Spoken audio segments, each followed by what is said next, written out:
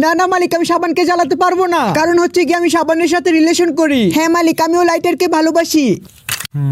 ও আচ্ছা, তাহলে এটা নি কাহিনী। হ্যাঁ, তোমরা তলে তলে টেম্পু চালাও আর আমি টেরই পাই নাই। দাঁড়াও, তোমাকে কাম সারতাছি। আরে মালিক মালিক, তুমি আমাকে এখানে নিয়ে আসছো কেন? আরে সাবান, তুই কি জানিস না রে তোকে এখন কি করবে? তাহলে শোন, তোকে এখন আমাকে দিয়ে ঘষবে। আরে মালিক, তুমি তো আমাকে ঘষে ঘষে গুঁড়ো গুঁড়ো করে দিয়েছো, কাজটা কিন্তু একদমই ভালো হয়নি। এই কি মালিক, তুমি আমাকে এই কোটোর ভিতরে ভরছো কেন? আরে আরে মালিক, তুমি এই পিচকারি দিয়ে আমার শরীরে কি দিচ্ছ? এ মালিক দেখো না, আমি তো পুরো গলে গিয়েছি।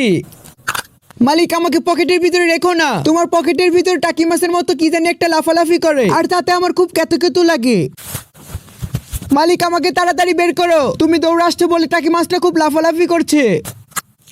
সাবান, আমাকে ক্ষমা করে দিও, আমার কিছু করার ছিল না। মালিক আমাদের দুজনের সম্পর্কটা মেনে নিতে পারিনি। আচ্ছা ঠিক আছে, কোনো সমস্যা নেই।